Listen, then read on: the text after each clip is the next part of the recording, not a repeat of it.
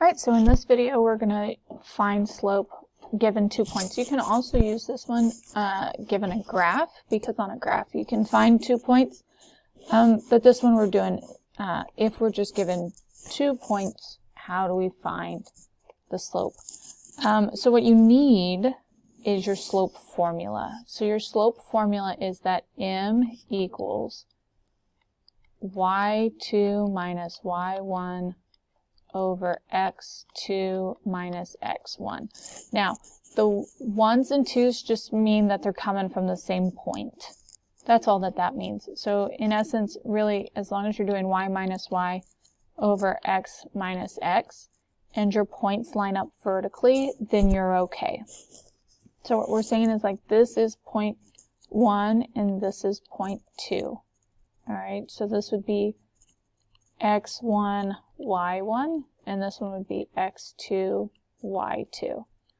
And so what we're going to do is, when we set this up, we're going to take our y values, so in our case 4 minus 2, so y minus y, we're going to put that over x minus x.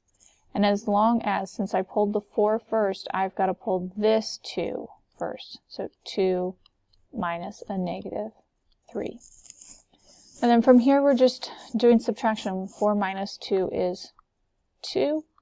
And then 2 minus a negative 3 becomes 2 plus a positive 3, because we're going to do keep, change, change. So 2 plus 3 is 5. And so the slope between these 2 points is 2/5. If we had another set of points, say negative 4, 5 and 3, negative 1, for instance. Again, I'm going to do y minus y and then x minus x. And I'm going to do, before I did it, taken from the second point first. This time I'm going to take from the first point first. So, and I just want you to see that it's okay. I'm going to do 5 minus 3. All right. Oh, no. You got to tell Mrs. Cartwright no. I know. You can't. It's a video. 5 minus a negative 1, because I want to do y minus y. But that is a common misconception, is that we do y minus x, but we want to do y minus y. So 5 minus a negative 1, and then since I took from the 5 point first, I'm going to take from that same point, so negative 4 minus 3.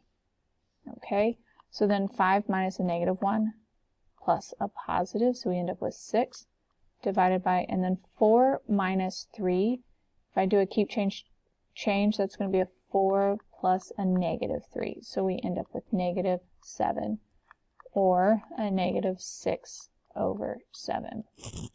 So that's our slope. Now, why does it not matter which point I take from first? Because watch, if I do negative 1 minus 5 over 3 minus a negative 4, as long as I am matching the point, right? 3 with the negative 1 and negative 4 with the 5, then I'm going to, at the end up with the same answer. So negative 1 minus 5 would be a negative 1 plus a negative 5. So we end up with a negative 6. And then 3 plus a positive 4. So again, we end up with a negative 6/7. And that is why it doesn't matter if you pull from the first point first or the second point first, as long as you line up your points vertically. Okay, so y minus y over x minus x, and that is how you find slope given 2 points. Until next time.